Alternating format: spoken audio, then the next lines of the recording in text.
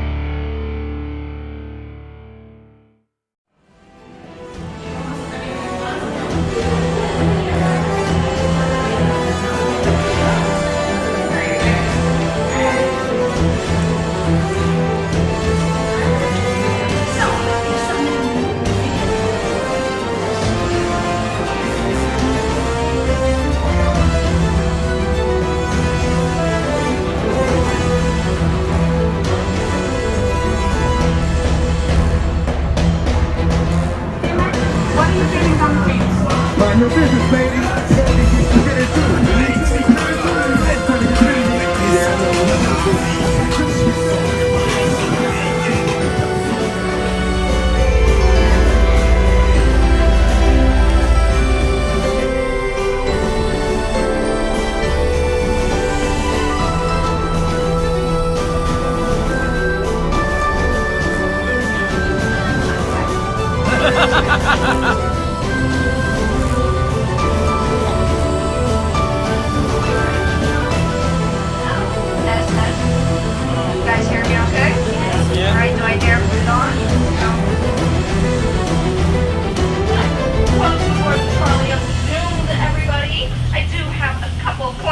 Before we get started tonight, first of all, everyone, our driver Justin. Two stops tonight. One at the historic Andrew Lowe House, and the second at the Perkins and Sons Ship's Chandlery. So I'm very excited to show those all to you guys. It is quite a chilly night, so we have the heating going. Let me know if anybody's feet are boiling, because I assure you, my bones are cold. Very, very cold. And they're for my last rule, I will tell you to our left, and you'll see the Savannah River. You see underneath that very fast-moving surface, there's a current that runs over 47 feet deep. It's been dredged that deep to allow for ships of all shape and size to come into where and deliver their port. Now, 1 second, you guys. We're halted for just a moment, so I'm just gonna make sure I know what's happening. Now, this river, as I said, 2 lives a year ever since the city's founding, and that's in 1754. So that is many, many, many, many, many bodies. In fact, we had one of our ones just a couple weeks ago, named after its deadly namesake.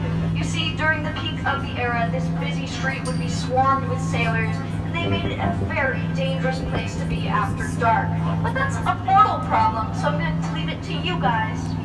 Now, these shops and restaurants that you've been exploring throughout the night, they were once pubs, chandleries, warehouses to hold any of the wares of the port.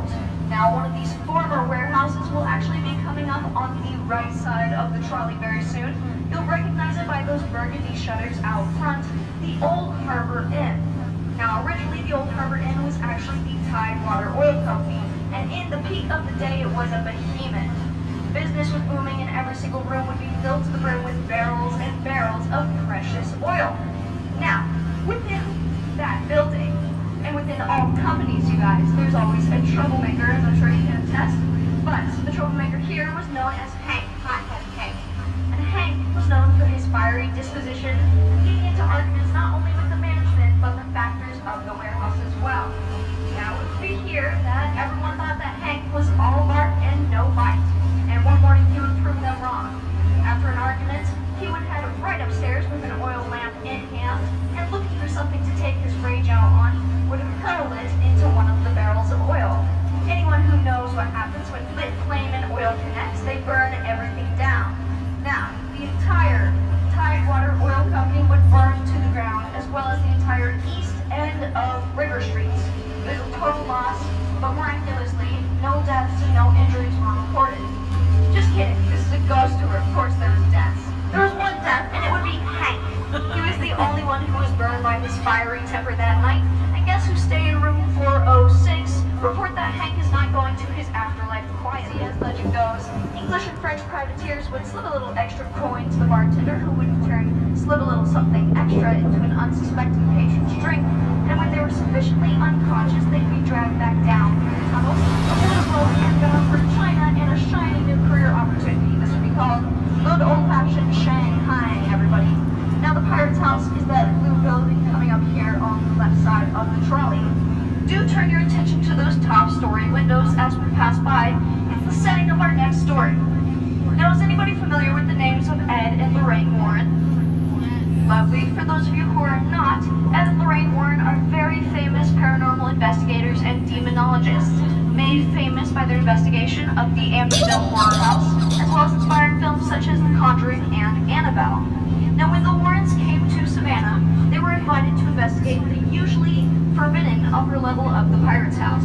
To aid in their investigation, they would call upon a local medium. But on the day of, he ran late. So when he was finally able to pack his bags up and step out onto the sidewalk, look up and see three distinct figures heading down at him from the window. He rushed to the front door and again knowing that the Warrens had started without him, did not crank, only for the door to be opened to find Ed and Lorraine Warren sitting and waiting patiently in the parlor. They informed him that the manager's team had not yet arrived. Now, another tale tells of a former waiter inside the Pirate's House who was fascinated by the piracy and vampire sailors, and when one day decided to explore the tunnels behind him, the management was not to get the prices right. So he found himself flat against the wall and hiding in the darkness. To his surprise, Savannah decided to make her own in a much more playful way and develop a reputation for herself of being eeriest. Now, so on the dining will be coming up very shortly once we take this turn. It will be that dark bright shutters out front. And as we pass by, I'd like you guys to direct your attention up to those top story windows. Perhaps the fifth window over the awning, you might be able to catch a glimpse of Miss Anna herself. Look here. Let me know when you guys see her. Everyone wave hello. Isn't she a doll, everybody? Personally, I think she's looking a little rough. She could use a facelift, maybe some blush. A single strip lash girl is really rough over there. But I digress. Miss Anna created that reputation for herself by being a prankster and played one of her most notorious pranks in 2015. A pair of ladies were visiting during Christmas time, and they would decide to get settled and feel the southern hospitality. They would search the room to no avail before rushing downstairs to speak to management. And as they were angrily ringing that bell, one of the women would look back and notice something out of the corner of her eye. It would be here that a couple came in contact with an entity they would lovingly refer to as the Earl Grey Ghost. Now, they loved everything about their new apartment. It was spacious, luxurious, beautiful, except for one key detail. Every couple days, a used, dirty teacup would appear on their kitchen table. Neither of them being tea drinkers and finds very peculiar, contact with Rodney's mother, whom she had never met. They would exchange pleasantries before she would head back into the other room to scold Rodney for not letting her know that his mother was coming to visit. Rude. Rodney would inform her that his mother had been dead for the past 2 years. She had suffered from a stroke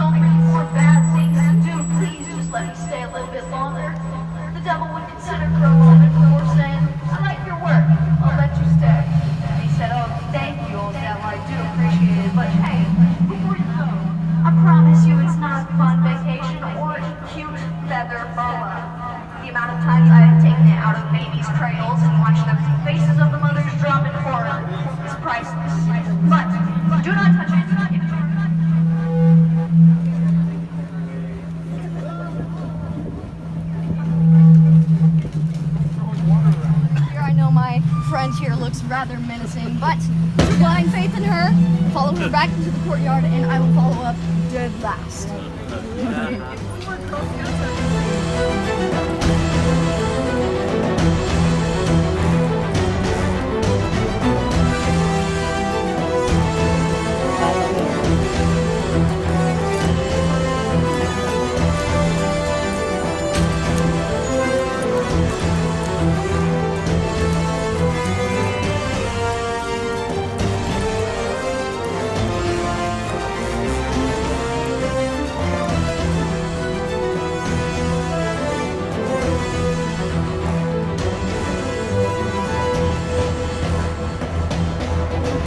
Here in Georgia, as well as having what was said to be the most amazing pecan pie in all of the South. I will be heading inside.